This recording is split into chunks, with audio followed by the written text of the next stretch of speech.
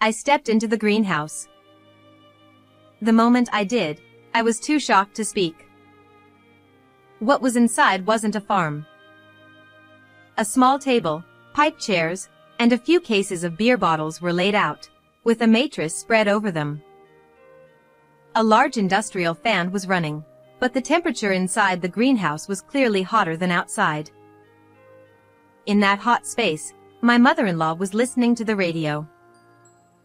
Her cheeks were flushed, and she didn't seem to notice that I had entered.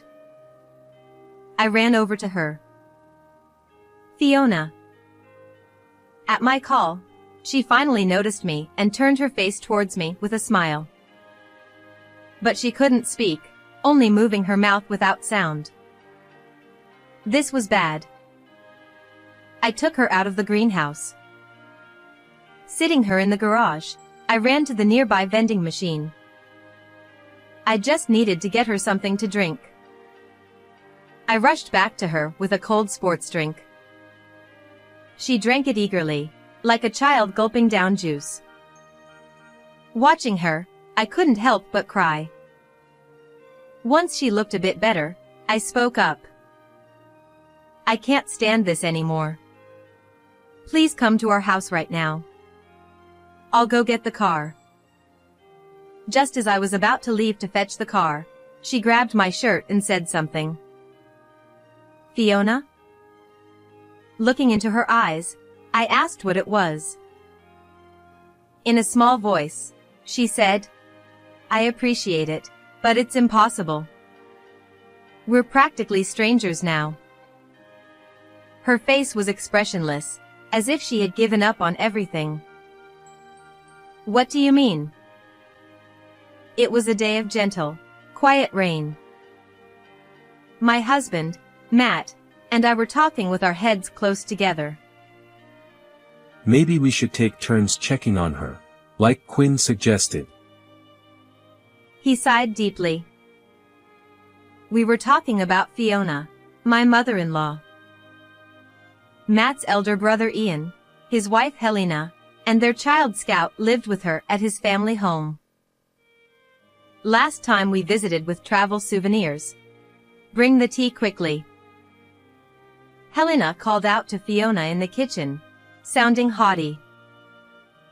I wondered why she sounded so high and mighty. As I stood up to check. "Oh, don't worry about it. It's always like this." Ian stopped me. I exchanged glances with Matt, who then stood up. "Hey, Matt. I said don't worry about it." Ian shouted in a threatening tone, completely different from how he spoke to me. Matt, unable to defy his brother, sat back down. While all this was happening, Fiona brought the tea and slowly placed it in front of us. Watching this, Ian muttered, "You're so slow. Can't you move any faster?" I wasn't the only one who heard it. Scout, fiddling with a smartphone nearby, smirked. "If you're done, go back to your room quickly." Helena coldly told Fiona as she brought some snacks from the kitchen. Immediately, I said loudly, "I came to see Fiona. Let's have tea and snacks together." Helena sighed dramatically. After a moment's thought, "I'm fine. Quinn, Matt, please take your time," she said before heading to her room, looking lonely. Why were they treating her so harshly? At first, I didn't understand, but as days passed, I arrived at a possibility. Maybe she was being mistreated. I hoped I was overthinking it, but something felt off. So, I shared my thoughts with Matt, and we were having this discussion. "I wish River were here." River is our son. This spring, he adjusted to working life in his second year as a professional and moved out. He's a grandma's boy. If River were here, He wouldn't overlook this situation. But he was busy with work and rarely visited us. But we shouldn't worry, River. Let's handle this ourselves. You're right. We agreed to take turns visiting Fiona every weekend. The next weekend, I stood in front of the house where Fiona and the others lived. I stared at the nameplate that read Castillo. Although Fiona and I aren't blood related, she's precious family. Matt is the second son, but I've tried to act in a way that honors being a part of the Castillo family. And yet, though I didn't have concrete proof Fiona was being mistreated, I clenched my fists unconsciously. As I was about to press the intercom, I heard a voice from behind. "Oh, Quinn?" I turned to see Fiona standing there, holding grocery bags in both hands. A lot of them. I quickly took the bags from her. "Oh, thank you." She welcomed me warmly into the house. "Fiona." I hesitated, recalling the previous visit, worried she might end up serving tea again. Noticing my hesitation, she smiled and said, "It's fine. Everyone's out today." I placed the bags on the table and casually asked about the large amount of groceries. Apparently, Ian and Helena had asked her to shop, but it was far too much for a 70-year-old woman to carry. Sometimes, Helena forgets my meals. She took some ready-made meals to her room. Forgetting meals? That's impossible. When she returned, I pressed her for answers. "I'm used to it. It's more comfortable eating alone in my room." She gave a lonely smile. I thought about taking her back with me, but we live in the neighboring prefecture. I couldn't disregard her feelings, having lived here all her life, and I couldn't make such a decision on my own. I decided to ask Matt to come next week and talk to Fiona together. As I thought about this, evening began to fall. Well, I need to start preparing dinner. I'll get scolded if it's not ready by the time they get back. I understood she was indirectly asking me to leave. Sorry. I apologized for not being able to help and for taking up her time, then headed home. When I got home, I reported today's events to Matt. We can't jump to conclusions about Ian and Helena's behavior based only on Mom's words. I was disappointed by his ambiguous response, but it was true that I hadn't seen Ian and Helena's behavior today. Matt was scheduled to visit next weekend, and I decided to accompany him. "I'll go with you next week. If they mistreat her even a little, I want to bring Fiona here." I looked at Matt intently. All right. If you think so, we'll talk to Ian on the spot. Conceding to my pressure, Matt quickly finished his meal and started watching TV in the living room. He knew that saying anything unnecessary would lead to trouble for himself. "Honestly, you're only sensitive about things like this," I muttered as I watched his back while he watched the baseball game. The next weekend came. I planned to go with Matt to see Fiona, but a problem arose at work. I was stuck dealing with it, so I ended up leaving it to Matt alone. "Make sure you handle this properly." Before leaving for work on my day off, I urged Matt, but I still felt uneasy. "Would it be okay? I'm really sorry for making you work on your day off. I can handle the rest alone." Noticing my restlessness, the colleague who caused the trouble spoke up. It was past 3 p.m. Going home now would only make me more anxious. "I'm sorry for making you worry.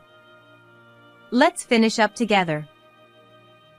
I wanted to focus on work now, Relieved, my colleague bowed her head. After finishing the task together, I returned home to find Matt waiting with dinner prepared. "How did it go?" I asked as soon as I saw Matt. Let's talk over dinner. He began heating up the soup. According to him, Ian and Helena were home today. My mother-in-law was initially talking with us, but then my brother-in-law suddenly shouted at her. How long are you planning to stay? Get back to your room already. My husband was shocked, but my mother-in-law obediently followed his orders. You can't just shout at someone for no reason. My husband looked uneasy. Since childhood, my brother-in-law had been hot-tempered, and my husband seemed unable to stand up to him. But this was too much. I'll go talk to him next week. As I stood up, unable to contain myself, my husband said something unbelievable. Next week isn't good for me. It was my turn to go next week, so I didn't need my husband to accompany me. I'll go alone. If my husband couldn't confront his brother, I would talk to him directly. Even my brother-in-law would have some reservations with me. But my husband was indecisive. I'm not feeling well either. Please, don't rush in alone. This was the first I heard of him feeling unwell. I stared into his eyes, but he quickly looked away. Let's wait until my health improves and I can arrange things.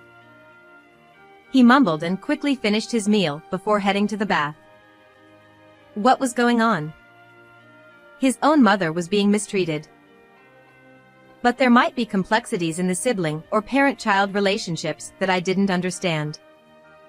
If I intervened rashly, it might make things worse for my mother-in-law.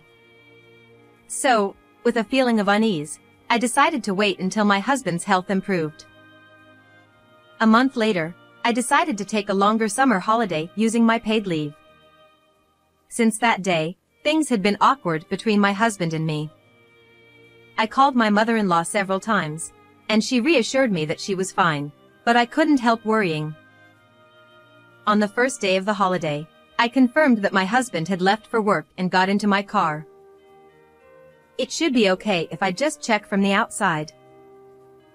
Throughout the month, I couldn't stop thinking about my mother-in-law. I decided not to meet her face to face, but to drive by her house to see how things were. With that in mind, I set off. 2 hours later, I arrived at a supermarket near my in-laws' house and decided to walk from there. The August sun was scorching, and sweat quickly covered my body. Although this rural area was cooler than the city, it was still hot. By the time I reached my in-laws' house, I was exhausted. I should have bought a drink at the supermarket. I decided to tell them I happened to be nearby and asked to be let in, worrying more about my own condition. I rang the doorbell, but there was no response. Maybe they were out? I went to check if my brother-in-law's car was in the garage at the back of the house. There was a field behind the house, so it was possible my mother-in-law or Helena were working there. The garage was empty, and my brother-in-law's car wasn't there. But something else caught my eye. Has this greenhouse always been this clean? The greenhouse next to the garage, which had been unused and tattered, seemed to have new plastic covering it. I peered inside and saw a figure. My mother-in-law or Helena must be inside. I found the entrance and stepped into the greenhouse. I was speechless at what I saw. Inside was not a field but a small table, folding chairs, crates of beer bottles, and a mattress. A large industrial fan was blowing hot air around, making it even hotter inside than outside. My mother-in-law was listening to the radio, her cheeks flushed, unaware of my presence. What an unusual sight. I rushed over to her. Fiona. She finally noticed me, smiled, but only moved her mouth without making a sound. This is bad.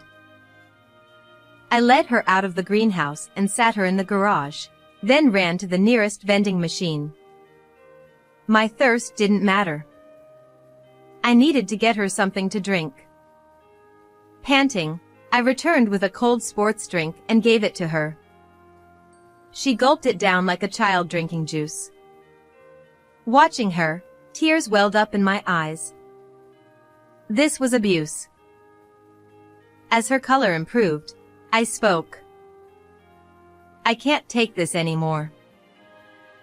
She looked at me blankly. Come stay with us. I'll bring the car around. Ignoring her response, I started towards the car when she tugged at my shirt. Fiona? Bending down to her level, I asked what she wanted to say. I appreciate it, but I can't. What did she mean by can't? She continued. We're no longer family. Her expression was one of complete resignation. What do you mean? At that moment, a loud horn blared. Turning towards the sound, I saw a car with its headlights on high beam, even though it wasn't night.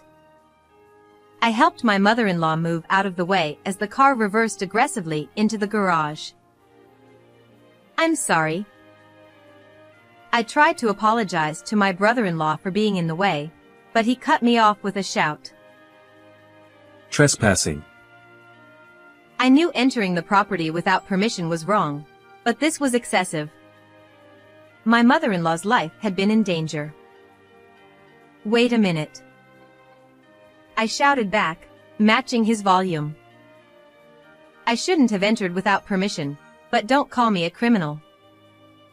Helena started laughing, and Scout was playing with his phone, seemingly uninterested. Did you hear that? She admitted it. This thief. This was outrageous. Calling me a thief is too much. I argued back, but it was futile. My brother-in-law instructed Helena to call the police. Well, since she used to be family, if she leaves now, we can overlook it this time. I reacted to Helena's words. Used to be family? Her earlier comment about being strangers nagged at me. What do you mean? I pressed Helena for an explanation. Didn't you know? You're already divorced. I was stunned. What? Me, divorced? Was this why my husband didn't want me to visit alone? Is this why things had been awkward between us? My mind raced. Hurry up and call the police. His voice snapped me back to reality. There must be some explanation. I decided to trust my husband over these people and stood my ground. Call the police if you must. But first, tell me why my mother-in-law was in that greenhouse. I pointed towards the greenhouse. Helena looked at me like I was clueless. She smells like old people. It's disgusting. What? I couldn't comprehend their reason. They had banished her to the greenhouse because of her smell? This family's lack of basic decency was appalling. The brother shouting for the police, the woman treating people like objects, and the indifferent child. It was too much. You can't stay here. Come with me now. I took her hand, and pain shot through my arm. My brother-in-law had hit me. You're just after money. Thief. He leaned in, his sweaty, dirty face intimidating. You won't get a penny from us. He raised his hand to strike me, but at that moment, the sound of police sirens approached. When he saw the police car parked in front of the house, my brother-in-law suddenly became flustered. Who called them? This time, He turned the blame on Helena and Scout. "What on earth are you doing?" One police officer and my husband rushed over from the patrol car. As soon as I saw the police officer's face, I felt a wave of relief. The police officer was my son, River. He had graduated from university last year and joined the police force. I knew his first posting was near here, but I hadn't expected him to come today. "River, why are you here?" River raised his hand to stop me.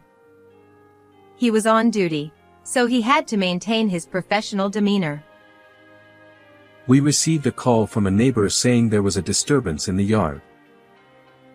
With that, River approached my brother-in-law. Can you explain the situation? Irritated by River's formal tone, my brother-in-law clicked his tongue. It's nothing. Just a family argument. But why are you here? And what's with that outfit? River's police job in the local station was news to my brother-in-law's family. River sighed lightly and explained. We've received numerous complaints about noise from this house. So, we've been patrolling the area frequently. My brother-in-law and Helena looked awkwardly at the ground. I never imagined you'd relegate someone to a greenhouse. River looked sadly at my mother-in-law. My brother-in-law seemed to realize he couldn't win against River and turned his anger towards my husband. Did you bring them here? Hesitant at first, my husband responded firmly. I decided I wouldn't be at your beck and call anymore. My husband had known I was coming today from River and had pretended to go to work while waiting nearby. When I brought my mother-in-law out of the greenhouse, he called the police. Hearing this, my brother-in-law laughed loudly. So it's trespassing and attempted kidnapping, then? Helena seemed to agree, smirking. My brother-in-law shoved me. Well done for calling the police before I did. Hey, officer, arrest this woman. My brother-in-law was pushing for my arrest, but River didn't budge. Instead, he sternly addressed my brother-in-law. Signing a divorce paper without consent is a crime, and such a divorce is invalid. Are you aware of that? Huh? Scout, who had been silent until now, reacted. Scout, what does that mean? Apparently, Scout had misinformed his parents. He had told Helena that if they got my husband to sign the divorce papers, she could sign my part, and it would be legal. I've already contacted a lawyer. To my brother-in-law's dumbfounded family, River added. Also, you put an elderly person in serious danger. We will be taking her into protective custody. River said this officially, then helped my mother-in-law back to the patrol car. My husband and I followed, leaving my brother-in-law's family standing in shock. My husband spoke cheerfully while holding a beer. I've never been more proud of River than that day. River, looking bashful, sat next to my smiling mother-in-law. After leaving the police station, we took my mother-in-law home, and the three of us now live happily together. Today, River visited us, and my mother-in-law prepared a feast. I was really worried about how things would turn out. After the incident, my brother-in-law faced charges for forging divorce papers and abusing my mother-in-law, which made the news. Helena and Scout disappeared to avoid the media, and we don't know where they are now. River manages their vacant house. My mother-in-law regained her health after moving in with us and started a vegetable garden. The dishes made from her homegrown vegetables are exceptional. Fiona, please teach me how to cook sometime. I wish you had taught her while I was still living here. We laughed together, enjoying our happy time. I do miss the days when everyone gathered. My mother-in-law reminisced about the past when my father-in-law was alive. She would cook while River and Scout played video games, and the rest of us enjoyed drinks and conversation. It was a nostalgic memory for her. No one understood why my brother-in-law's family changed, but their actions towards my mother-in-law were unforgivable. I took a swig of my beer, hoping that one day I might forgive them while savoring the precious moments with my family. How did you like today's story? Don't forget to subscribe to our channel. See you in the next video.